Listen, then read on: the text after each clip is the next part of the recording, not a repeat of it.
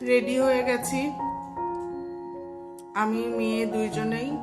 ওর বাবা বেরিয়ে গেছে অফিসে, আমি এখন যাব মেয়েকে স্কুলে দিতে।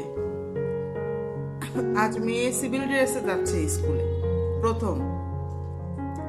কারণ হলো ওদের ক্লাস চলছে না, ওদের 30 তারিখে একটি অনুষ্ঠান আছে, নাচের প্রোগ্রাম আছে।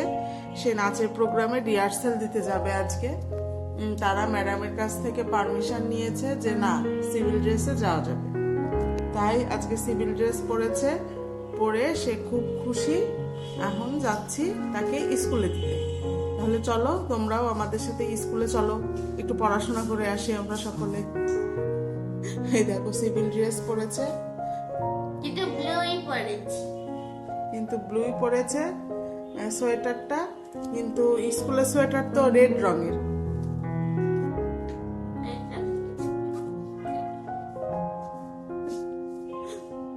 চলো তাহলে মেয়ের সাথে সাথে আমরাও স্কুলে যাই, একটু ঘুরে আসি।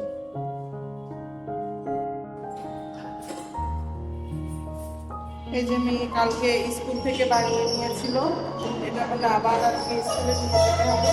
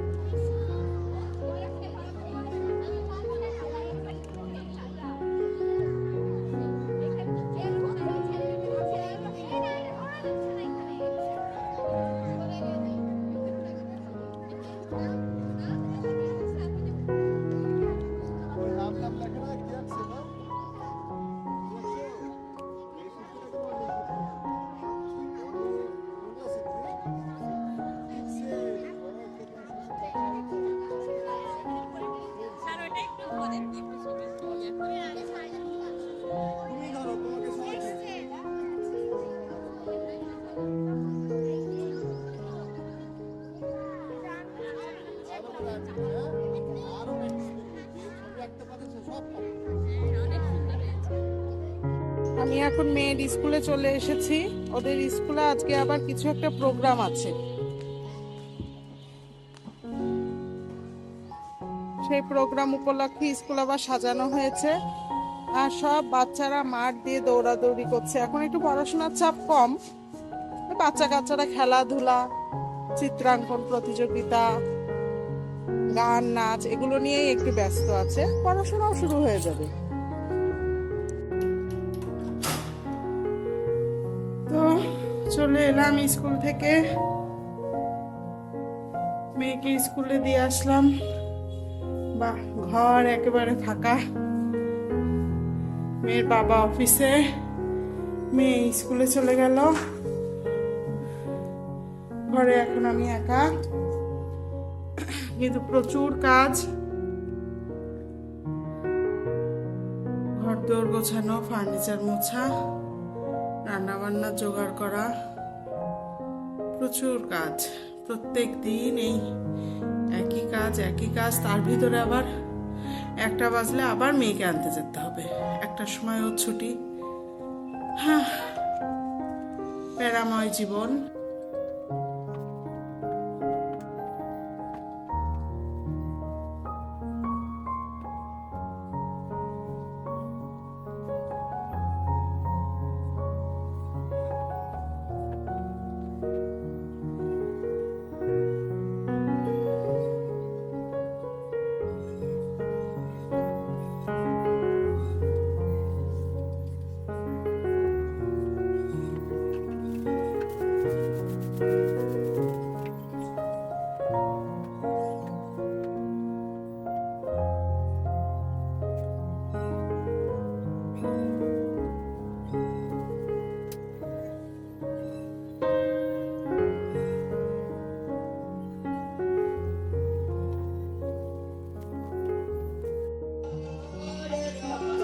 সব মোছামুছির কাজ শেষ করে এই একটু বসলাম।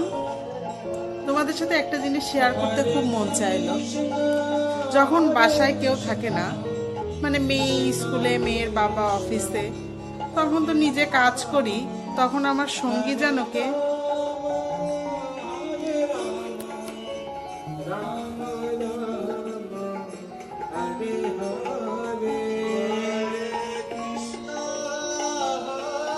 আমি তখন টিভিতেই কীর্তন ছেড়ে দিই।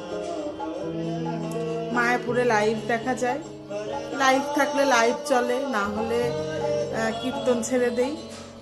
ঘরের ভিতরে কীর্তন চলে আর আমি আমার মতো কাজ করি। মনে হয় না যে আমি ঘরে একা থাকি। আমার মতো তোমরা কে কে এই কাজটি করো অবশ্যই কিন্তু কমেন্টে জানিয়ে যেও। আমি জানি ভগবান সবার সহায় আছেন, সবার সঙ্গী সে, কিন্তু আমি যখন একা একা থাকি তখন তাকে না আমি আলাদাভাবে উপলব্ধি করি। আমার মতো তোমরা কে কে ঘরে কাজ করো আর এরকম আমার মতো কীর্তন শোনো টিভিতে, আমাকে কিন্তু অবশ্যই জানিও।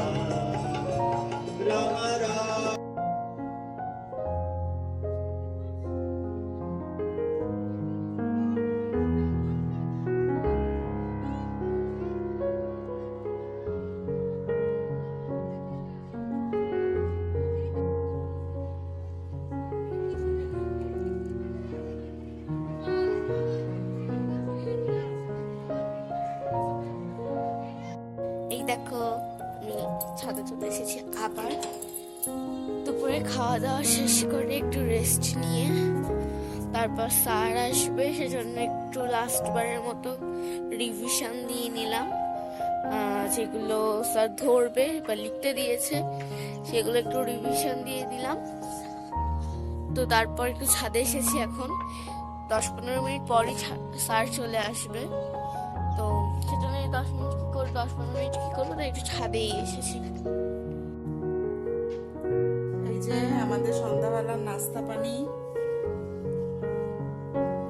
আজকে ঘরে কিছু বানাতে ইচ্ছা করলো না, তাই একটু বাইরের থেকে টুকিটাকি ওর বাবা একটু ভাজা পোড়া কিনে নিয়ে আসছে। এটাই আমরা সন্ধ্যাবেলা হালকা পাতলা খেয়ে দে।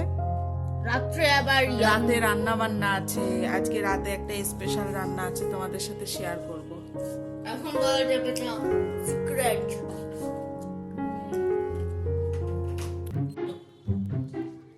ও কি বাবা, এটাকে বলে বাটার ছিল। বাবা লাগে যাবে।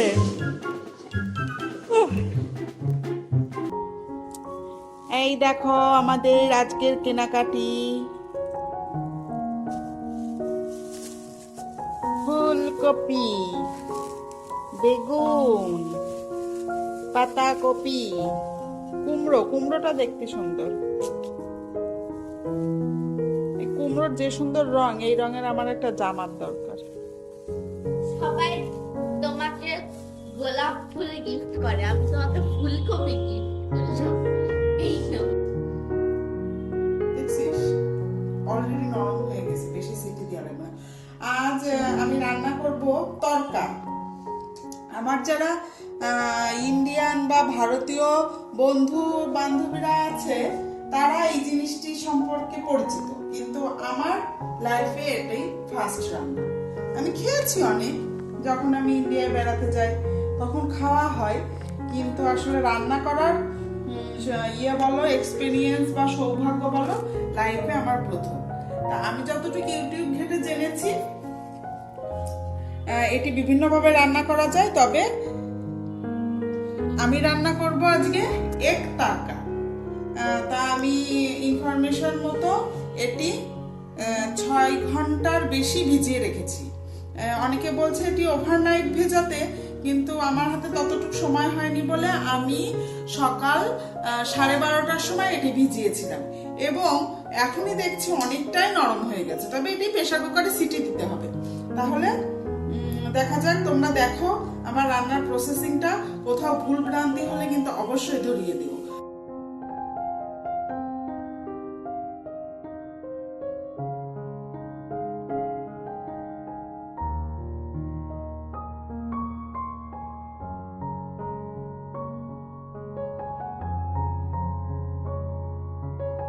4-5টার মতো এলাচ,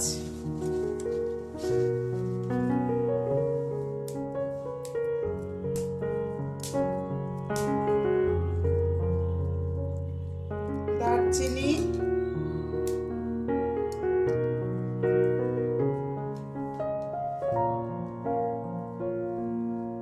1 চামচ মতো লবণ, আর অল্প একটু দিলাম, আর 1 চামচ মতো হলুদ।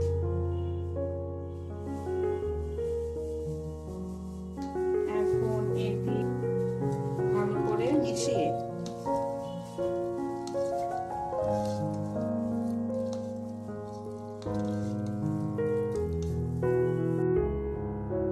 এই দেখো আমি সব তরকারিগুলো ফুটে নিয়েছি। আমার হাত, ইগনোর মাই হ্যান্ড, কারণ রুটি বানাবো তো, এদিকে আবার আটা মেরেছি রুটি। এখানে টমেটো কুচি, আদা কুচি, পেঁয়াজ কুচি, রসুন কুচি, মরিচ কুচি, এগুলো সব কুচিয়ে নিয়েছি। আর ডালটাও তোমাদের দেখাই, দেখো কত সুন্দর সিদ্ধ হয়েছে।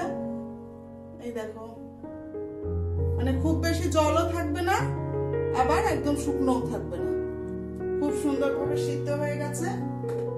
এখন আমি প্রথমে কড়াইতে সর্ষের তেলটা দিয়ে দিই।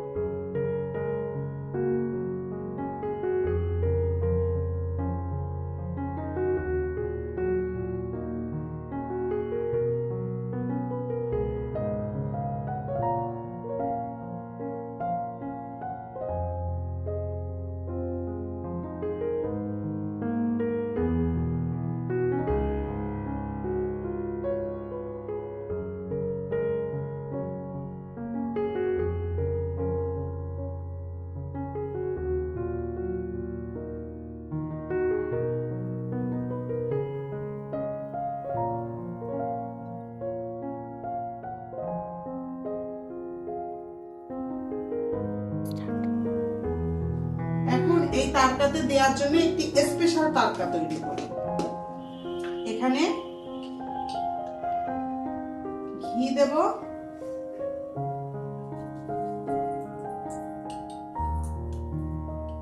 একটু মোটামুটি বেশি।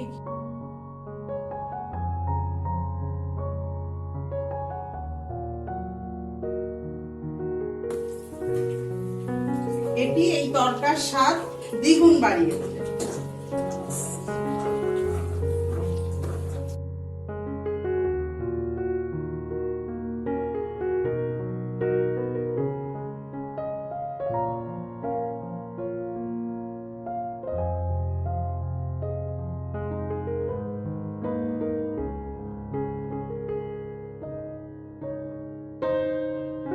তো আমাদের তরকা একদম রেডি। আমি ঘির ওই তরকাটা দিয়ে সুন্দর করে এটাকে ঢেকে রেখে দিয়েছি। এখন রুটি বানাই। রুটি বানানো কমপ্লিট হলে খাওয়া দাওয়া করতে বসবো। টেস্ট করে কিন্তু তোমাদের অবশ্যই জানাবো, একদম অনেস্ট রিভিউ দেব, নিজের রান্না নিজের রিভিউ কেমন হয়। তো আমাদের খাওয়া দাওয়া কমপ্লিট হয়ে গেল। তবে সবচেয়ে অবাক ব্যাপার, মানে খাওয়া নিয়ে এত এক্সাইটমেন্টে ছিলাম যে নতুন খাবার রান্না করেছি, খাবো। খাওয়ার সময় মোবাইল ধরতেই ভুলে গেছি। মানে মোবাইলে যে ভিডিও করতে হবে বা তোমাদের সাথে শেয়ার করতে হবে, সেটা একদম বেমালুম মাথা থেকে চলে গেছে। মানে তাড়াতাড়ি রুটি বানিয়ে গরম গরম তিনজনে মিলে খেতে বসে গেছি। তবে সিরিয়াসলি তরকাটা অনেক টেস্টি হয়েছিল। তবে আমরা ইন্ডিয়ায় গিয়ে ধাবাতে যেরকম খেয়েছি অতটা টেস্টি না, যা সত্যি কথা। তবে ঘরোয়া খাওয়ার মতো গরম গরম শীতের রাতে খুব ভালো খেয়েছি। রুটি, তরকা, পেঁয়াজ, কাঁচামরিচ ছিল, ভালোই লাগলো খেতে। ট্রাই করব। আসলে রান্না ব্যাপারটা না, তুমি যত করবে, যত এক্সপেরিমেন্ট চালাবে, রান্নার স্বাদটা দিন দিন তত বাড়ে। তো যাই হোক, তবু আমার ফার্স্ট অ্যাটেম্প হিসেবে রান্নাটা ভালোই হয়েছিল খেতে। ট্রাই করব পরে আবার। তো রান্না বান্না কমপ্লিট হয়ে গেল। এই যে মেয়ে এখন আবার একটু পড়তে বসেছে, ওর টিচারের হোমওয়ার্ক কিছু বাকি আছে। কালকে স্কুল অফ আছে, এজন্য একটু রাত জেগে পড়ছে, না হলে তাড়াতাড়ি ঘুম পাড়িয়ে দিই। তবুও এখন রাত 11:30 বাজে। আজকের মতো দিনটি শেষ হলো। আশা করছি তোমাদেরও দিনটি অনেক ভালো কেটেছে। কাল দেখা হবে তোমাদের সাথে নতুন আরেকটি ভিডিও নিয়ে, নতুন আরো অনেক কাহিনী নিয়ে, আরো অনেক এক্সপেরিয়েন্স। ততক্ষণ অবধি তোমরা সকলে ভালো থাকবে, সুস্থ থাকবে এবং আশেপাশের মানুষদের খেয়াল রাখবে।